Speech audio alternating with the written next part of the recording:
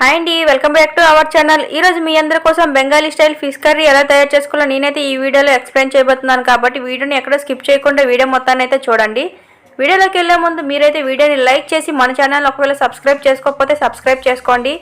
అలానే bell icon అయితే on చేసుకోండి. ఇలా చేయడం వల్ల నేను చేసే ప్రతి వీడియో మీకైతే నోటిఫికేషన్ రూపంలో అయితే వస్తుందండి. ఇంకా లేట్ చేయకుండా వీడియోలోకి అయితే వెళ్ళిపోదాం. ఇప్పుడు కట్ చేసుకున్న చేప ముక్కలను అయితే ఒక పాత్రలోకి అయితే తీసుకొని దాన్ని అయితే బాగా ఒక 2 టైమ్స్ అయితే బాగా కడుక్కోవాలండి. ఇలా కడుక్కున్న తర్వాత మనమైతే సాధారణంగా స్మెల్ పోవడం కోసం ఉప్పు లేదా నిమ్మకాయనైతే యూజ్ చేస్తాం కదా, అలా కాకుండా మీ అందరి కోసం నేనైతే ఒక టిప్ చెప్పబోతున్నాను. కాబట్టి వీడియోని ఎక్కడ స్కిప్ చేయకుండా వీడియో మొత్తాన్ని అయితే చూడండి. ఇప్పుడు ఇందులో కొంచెం గోధుమ పిండిని అయితే యాడ్ చేసుకోండి. యాడ్ చేసుకొని నేను వీడియోలో చూపిస్తున్నాను కదా ఎలా కలుపుతున్నానో, మీరు కూడా అలాగా ప్రతి ముక్కకి అంటే విధంగా బాగా కలుపుకోండి. ఇలా ప్రతి ముక్కకు కూడా బాగా కలుపుకున్న తర్వాత దీన్ని అయితే 1 by 1 మంచిగా కడుక్కోండి. రిజల్ట్ అయితే చాలా మంచిగా వస్తుందండి. మీరు కూడా ఒకసారి ట్రై చేయండి. ఈ టిప్ మీకు యూజ్ అయిందో లేదో కామెంట్ సెక్షన్లో అయితే కామెంట్ చేయండి. నేనైతే ప్రతిసారి దీన్నే యూజ్ చేస్తామండి. మాకైతే చేప ముక్కలు బాగా వాష్ అవుతాయి.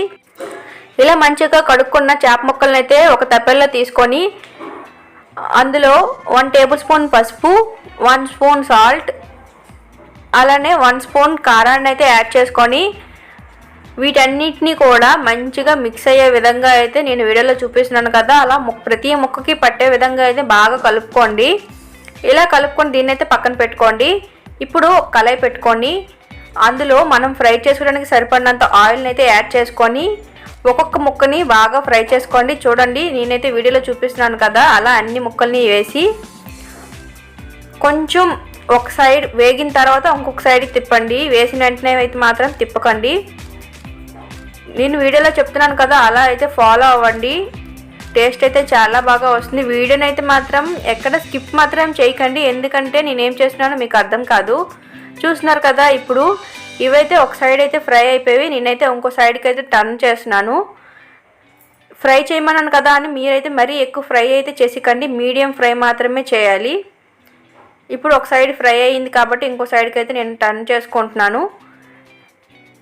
ఇలా టర్న్ చేసుకున్న తర్వాత 2 సైడ్లు కూడా మనకి ఫ్రై అయిపోతే వీటిని ఒక పాత్రలోకి అయితే మాత్రం తీసుకోండి. చూడండి, నేను వీడియోలో చూపిస్తున్నాను కదా, ఇంత ఫ్రై అయితే సరిపోద్దండి, మరీ ఎక్కువ ఫ్రై చేసుకోకండి. ఇప్పుడు ఇవైతే ఫ్రై అయిపోయి ఇప్పుడు దీన్నైతే ఒక్కొక్కటిగా బయటకైతే తీస్తున్నాను. నేనైతే అన్నీ ఫ్రై చేసినవి చూపించట్లేదండి, కొంచెం ఒకసారి ఒక ట్రిప్ ఫ్రై చేసినవి మాత్రమే చూపిస్తున్నాను. ఎందుకంటే అన్నీ ఫ్రై చేసినట్టు చూపిస్తే వీడియో అయితే మరీ ఎక్కువ లెంత్ అయిపోతుంది కదా, అందుకోసమనే.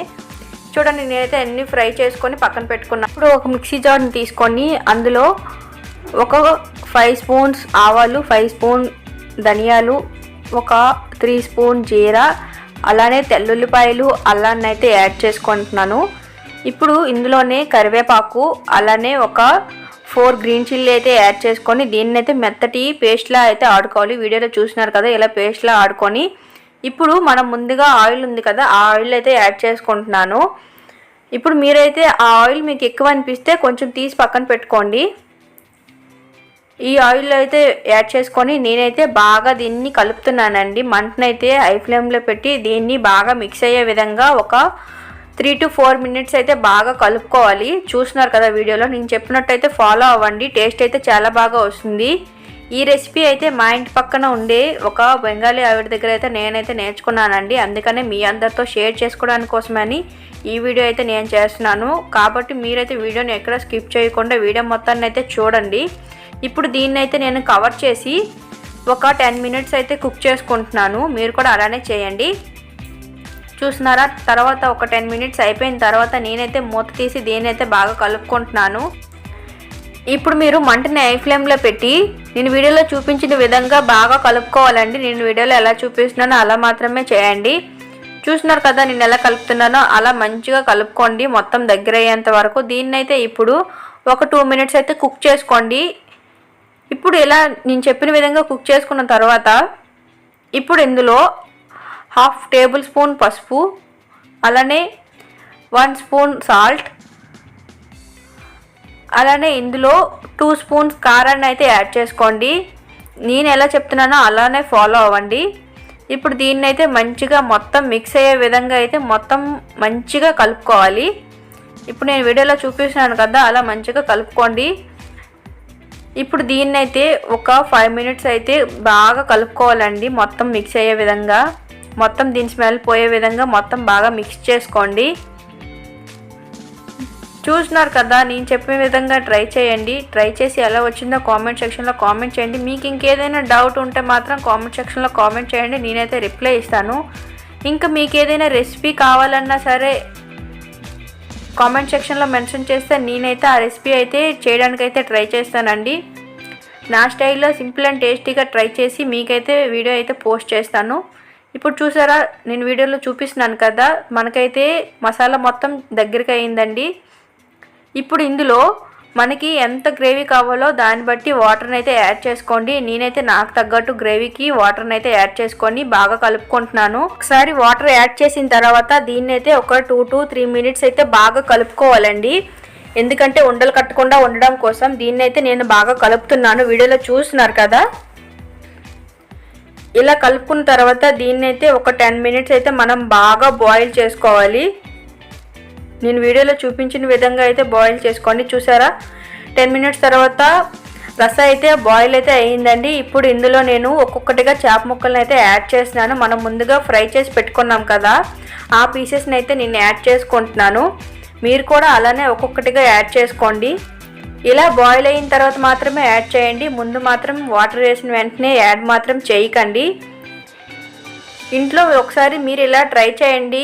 ఎప్పుడు రొటీన్గా చేపల పులుసు చేయకుండా నేను చెప్పే విధంగా ఇలా బెంగాలీ స్టైల్లో ట్రై చేయండి. టేస్ట్ అయితే చాలా బాగుంటుంది, మీ ఇంట్లో వాళ్ళందరికీ కూడా నచ్చుతుంది. ఇప్పుడు చేప ముక్కలన్నింటినీ యాడ్ చేసుకున్న తర్వాత నేనైతే మంచిగా కలుపుతున్నాను. నేను ఎలా కలుపుతున్నానో మీరు కూడా అలానే చేయండి. మరీ ఎక్కువగా చేప ముక్కలను అయితే కలపొద్దు. ఇలా కలుపుకున్న తర్వాత దీన్ని అయితే ఒక 2 మినిట్స్ అయితే మనం మంచిగా కుక్ చేసుకోవాలి. ఇలా కుక్ చేసుకున్న తర్వాత ఇప్పుడు అందులో 1 స్పూన్ ఫిష్ మసాలా అయితే యాడ్ చేస్తున్నాను. ఇలా యాడ్ చేసుకున్న తర్వాత కొంచెం కలుపుకోవాలి. నేను వీడియోలో చూపించిన విధంగా అయితే కలుపుకోండి. ఇలా కలుపుకున్న తర్వాత దీన్ని అయితే ఇంకొక 2 మినిట్స్ అయితే మనం మంచిగా కుక్ చేసుకోవాలండి. మంటనైతే హై ఫ్లేమ్లో పెట్టి అయితే కుక్ చేసుకోండి. ఇప్పుడు ఇలా కుక్ చేసుకున్న తర్వాత ఇందులో కొంచెం కొత్తిమీరని అయితే యాడ్ చేసుకోండి. నేను చెప్పిన విధంగా అయితే ఫాలో అవ్వండి. టేస్ట్ అయితే చాలా చాలా బాగా వస్తుంది.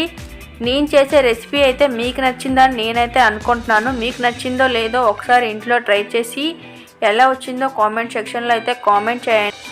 చూసారు కదా, సింపుల్ అండ్ టేస్టీగా బెంగాలీ స్టైల్ ఫిష్ కర్రీ ఎలా తయారు చేసుకోవాలి ఈ వీడియోలో అయితే నేను పూర్తిగా ఎక్స్ప్లెయిన్ చేశాను. ఇలాంటి మరెన్నో వీడియోల కోసం మీరైతే మన ఛానల్ అయితే సబ్స్క్రైబ్ చేసుకోండి. అలానే వీడియోకి ఒక చిన్న లైక్ ఇవ్వండి. Thank you, bye bye.